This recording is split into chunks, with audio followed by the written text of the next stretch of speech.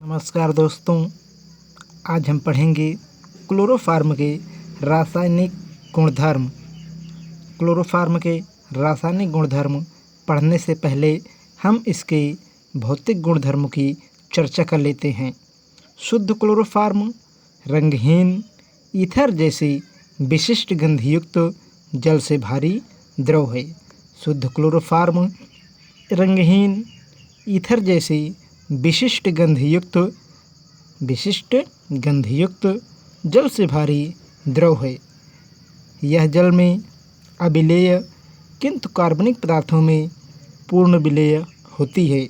यह जल में अविलेय किंतु कार्बनिक पदार्थों में पूर्ण विलेय होती है। यह अज्वलनशील है किंतु जलाने पर इसकी वाष्प हरी पीली किनारे वाली काले धुएं की ज्वाला के साथ जलती है। इसकी वाष्प सूंघने पर अस्थायी बेहोशी आती है, अतः इसका सामान्य उपयोग या प्रयोग निश्चेतक के रूप में करते हैं। अब हम बात करते हैं क्लोरोफार्म के रासायनिक गुणधर्म पर। देखिए, क्लोरोफार्म का जो पहला रासायनिक गुणधर्म है वह है ऑक्सीकरण। तो देखिए, जब हम क्लोरोफार्म को सूर्य के प्रकाश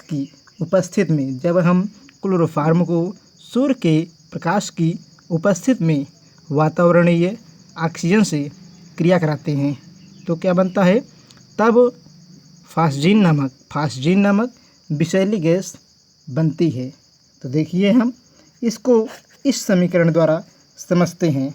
ये हमारे पास क्लोरोफार्म का सूत्र है। हमने क्लोरोफार्म का सूत्र लिखा। अब इसको हम ऑक्सीजन से क्रिया करा रहे हैं। किसकी उपस्थिति में? सूर्य के प्रकाश की उपस्थिति में। तो क्या बनाएगा? 2COCl2, अर्थात ये बना है कार्बोनिल क्लोराइड, या इसी का नाम है फास्जीन प्लस 2HCl बन जाएगा।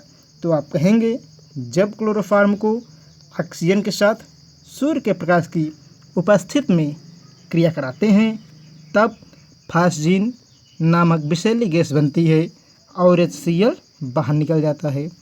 इसका और उदाहरण देखें हम, 4CHCl3 प्लस 3O2। अब इसको हम क्रिया कराएंगे तो फास्जीन बनेगा। क्या बनेगा?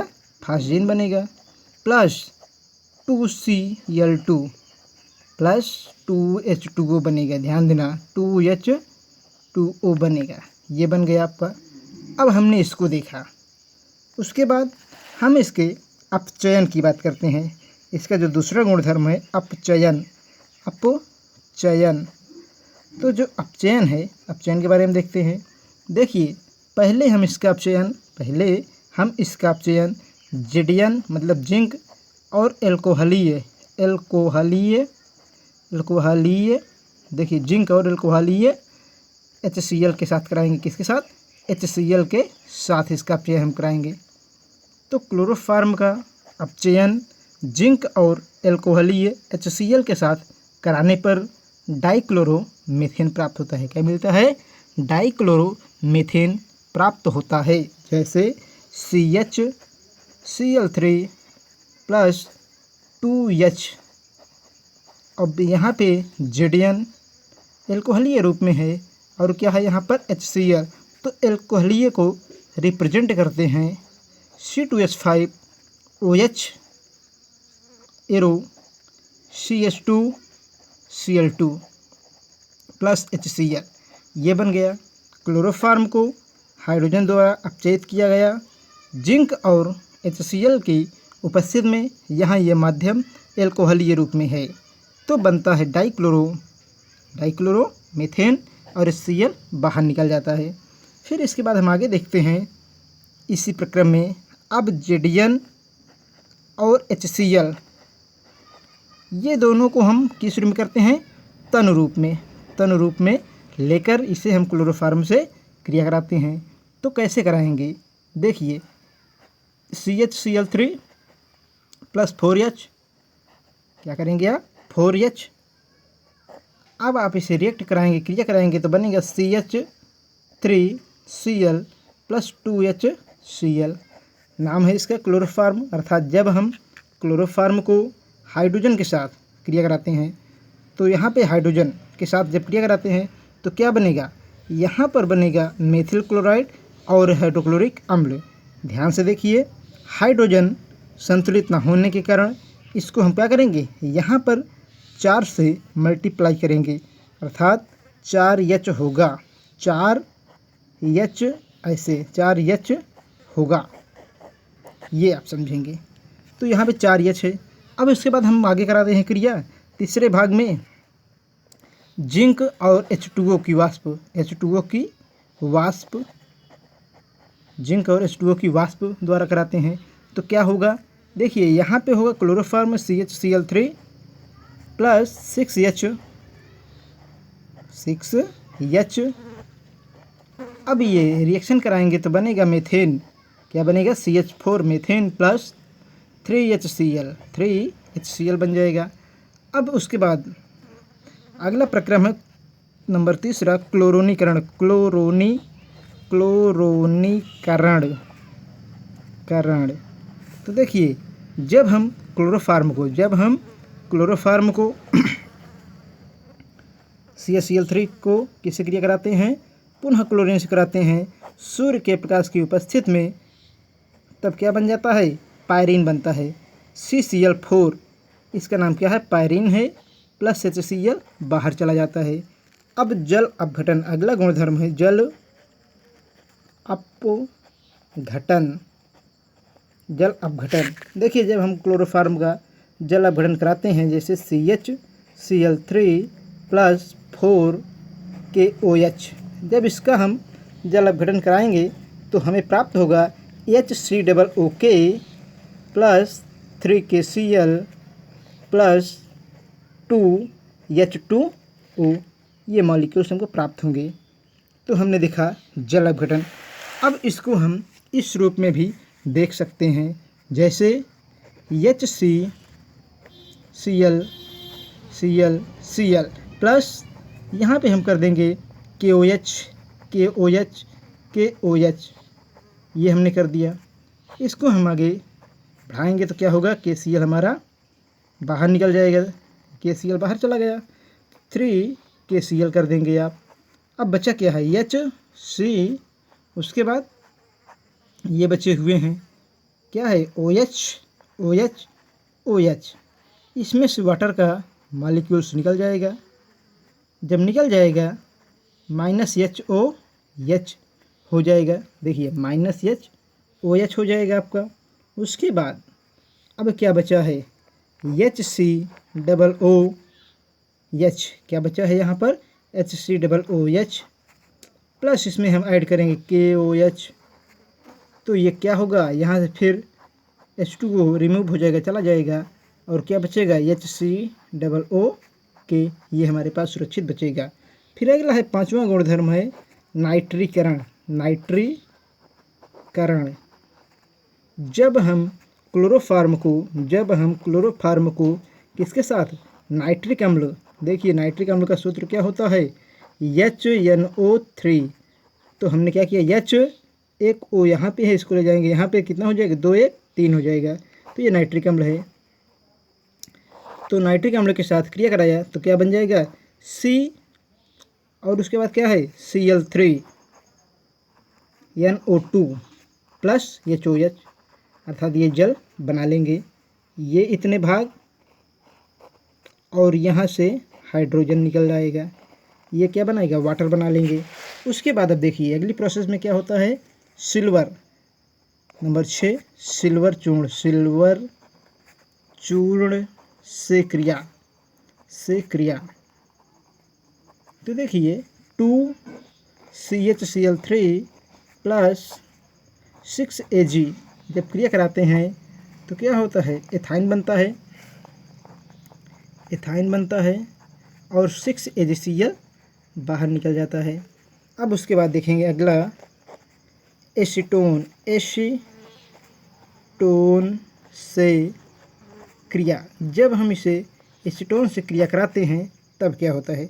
ये हमारे पास है एसीटोन का सूत्र CH3CO प्लस CHCl3। जब क्रिया कराएंगे ध्यान देना ये रिएक्शन KOH की उपस्थिति में होगी तो बन जाएगा,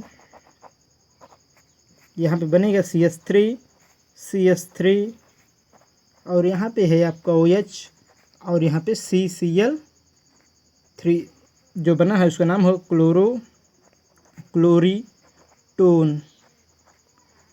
क्लोरीटोन और इसका नाम होगा क्लोरोपिकरिन इसका नाम होगा और इसका नाम होगा सिल्वर क्लोराइड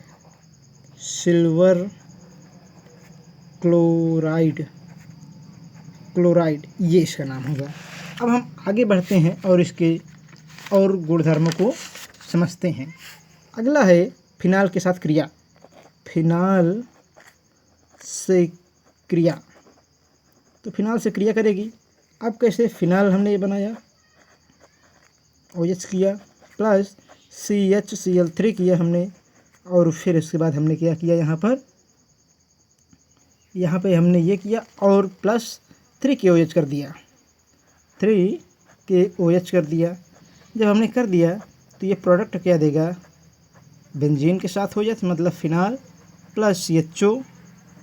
ये जो बना है इसका नाम है अल्फ़ा हाइड्रोक्सी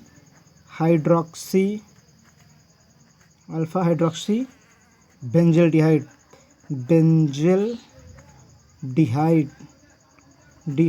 बेंजल्डिहाइड ये बनेगा आपका। प्लस इसके उत्पाद और भी मिलेंगे, ये आपको OH और यहाँ पे CHO पैरा हाइड्रोक्सी, ध्यान देना इसका नाम होगा पैरा हाइड्रोक्सी बेंजल्डिहाइड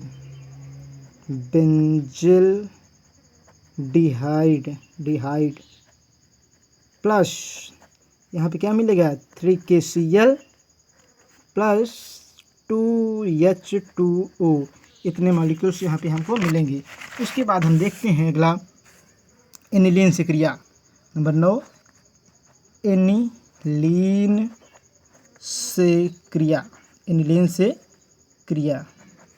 जब हम क्लोरोफॉर्म को एनिलीन से क्रिया कराते हैं, जब हम क्लोरोफॉर्म को यहाँ पे NH2 होगा, NH2 जब इसको कराते हैं क्लोरोफॉर्म और KOH की उपस्थिति में क्रिया कराते हैं तो बनता है ethyl isocyanide C2H5NC ethyl isocyanide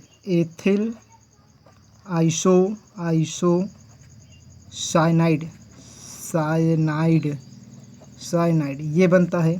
plus क्या होगा यहाँ पर 3KCl और 3HOH ये बाहर चले जाएंगे। तो आप कहेंगे जब एनिलीन को क्लोरोफॉर्म के साथ पोटेशियम हाइड्रोक्साइड की उपस्थिति में क्रिया कराते हैं तब एथिल आइसोसाइनाइड बनता है प्लस पोटेशियम क्लोराइड बनता है, साथ ही साथ जलकण बाहर चला जाता है। अगला है सोडियम एथॉक्साइड के साथ क्रिया। 9वां है जो आपका 10वां सोडियम एथॉक्साइड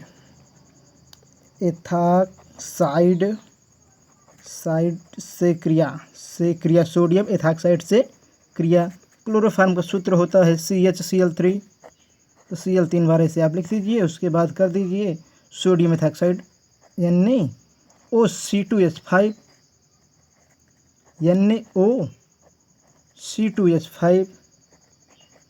उसके बाद NaOC2H5 कर दीजिए।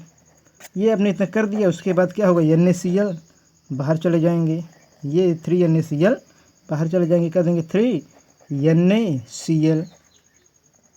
3NaCl कर देंगे माइनस के रूप में। 3NaCl बाहर चले गए, तो बचा क्या आपका HCO यहाँ होगा और C2H5 होगा, ये यहाँ पे होगा OC2H5 होगा, OC2H5 होगा। इसका नाम देखिए, इसका नाम जो बना हुआ है हमारे पास यौगिक, इसका नाम है एथिल आर्थोफार्मेट। एथिल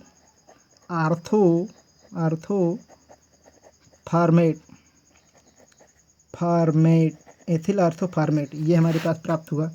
अब उसके बाद हम अगला देखेंगे पायरोल के साथ क्रिया। किसके साथ? पायरोल के साथ क्रिया। पायरोल के साथ क्रिया देखिए, पायरोल का सूत्र यही होता है, यहाँ NH कर देंगे, यहाँ पे द्विबंध कर देंगे। अब जब पायरोल के साथ क्लोरोफॉर्म की हम क्रिया कराते हैं CHCl3, तो यहाँ पे किस माध्यम में होगा? यहाँ पे सोडियम एथॉक्साइड के माध्यम से होगा। तो हमने लिख दिया सोडियम एथॉक्साइड का सूत्र। अब उसके बाद क्या करेंगे? इसका हम रिएक्शन कराएंगे, तो बेंजीन बना लेंगे। उसके बाद यहाँ पे N लिख देंगे, तो इसका नाम जो बना +2HCl। देखिए हमारे पास जो ये प्रोडक्ट बना इसका नाम क्या है? 2-क्लोरोपिरीडीन। 2-क्लोरोपिरीडीन ये बन गया। उसके बाद आगे हम देखते हैं, एक हमारे पास अभी है NaOH की उपस्थिति में पिरीडीन को ही क्रिया कराना है। किसकी उपस्थिति में? पिरीडीन ये हमारे पास हो गया, प्लस इसको हमें कराना है क्लोरोफॉर्म के साथ, लेकिन किसकी उपस्थिति में? NaOH की उपस्थिति में। NaOH की उपस्थिति में तो क्या बना लेगा ये? ये बना लेगा आपका, पहले यौगिक संरचना हम देख लेते हैं। NH, उसके बाद CHO, पायरोल टू एल्डिहाइड। इसका नाम क्या है? Pyrrole to aldehyde. Pyrrole to aldehyde ये बना लिया। अब हमने इसको देखा। फिर अगला है हमारे पास बेंजीन के साथ क्रिया। बेंजीन के साथ क्रिया। बेंजीन के साथ क्रिया, तो हम ये देख रहे हैं बेंजीन के साथ क्रिया कैसे कर रहा है कौन? क्लोरोफॉर्म। तो देखिए हम क्लोरोफॉर्म का सूत्र लिख रहे हैं CHCl3, और इसे हम किससे कराएंगे क्रिया? 3 बेंजीन, अर्थात 3 बेंजीन से आप करा देंगे। तो क्या होगा यहाँ पर बन जाएगा C6H5, और उसके बाद ये इस प्रक्रम में बनेगा C6H5, और यहाँ पे रहेगा H, यहाँ पे C6H5 ये बन जाएगा, प्लस क्या निकलेगा यहाँ पे 3HCl। 3HCl के मॉलिक्यूल्स बाहर चले जाएंगे। तो इसका नाम जो बना है ट्राइफेनिल मीथेन। ये जो यौगिक बना है, ये इतना यौगिक जो बना है इसका नाम है ट्राइफेनिल मीथेन। ये यौगिक हमारे पास बना हुआ है। अब हमने देखा क्लोरोफॉर्म, तो ये क्लोरोफॉर्म है, ये क्या है? बेंजीन है। हमने क्रिया करा दिया, तो क्या बना? ट्राइफेनिल मीथेन बना। उसके बाद हाइड्रोक्लोरिक अम्ल के 3 अणु बाहर चले गए। तो हमने देखा क्लोरोफॉर्म के रासायनिक गुणधर्म। अब हम इसका उपयोग देख लेते हैं कि क्लोरोफॉर्म के उपयोग क्या क्या होते हैं, यूज क्या होते हैं। पहला, क्लोरोफॉर्म का उपयोग रबर, रेजिन, वसा, मोम, ब्रोमीन, आयोडीन आदि की विलायकों में प्रयोग किया जाता है या विलायक के रूप में प्रयोग किया जाता है। साथ ही साथ इसका उपयोग प्रयोगशाला में अभिकर्मक के रूप में, साथ क्लोरोफॉर्म का प्रयोग प्रयोगशाला में अभिकर्मक के रूप में किया जाता है। इसके अतिरिक्त इसका उपयोग निश्चेतक के रूप में किया जाता है। साथ ही साथ संरक्षक के रूप में किया जाता है। विभिन्न औषधियों जैसे क्लोरोपिक्रेन, क्लोरिटोन व अन्य प्रकार के पदार्थों के निर्माण में किया जाता है। और इसके अतिरिक्त इसका सबसे महत्वपूर्ण उपयोग टेफ्लॉन के बनाने में होता है। अब प्रश्न उठता है, टेफ्लॉन क्या है और कैसे बनता है? तो आइए हम देख लेते हैं टेफ्लॉन के बारे में। ये है हमारे पास, पहले लिखेंगे टेफ्लॉन टेफ्लॉन बनाने में तो हम करेंगे क्या, 2CHCl3 किसकी उपस्थिति में होगा, SbF3 और यहाँ पे 4HF हाइड्रोजन फ्लोराइड के द्वारा रिएक्शन होगा तो बनाई गई है आपका 2CHF2Cl। क्या बनाएगा, CHF2Cl बना लेगा। अब उसके बाद यहाँ पर 800 डिग्री सेंटीग्रेड ताप होगा और क्या निकलेगा, 2HCl यहाँ से चला जाएगा। जब 2HCl चला गया तो क्या बचेगा आपका, बचेगा CF2 और CF2 ये बचेगा। अब इसका हम पॉलीमराइजेशन कर देते हैं, मराइजेशन।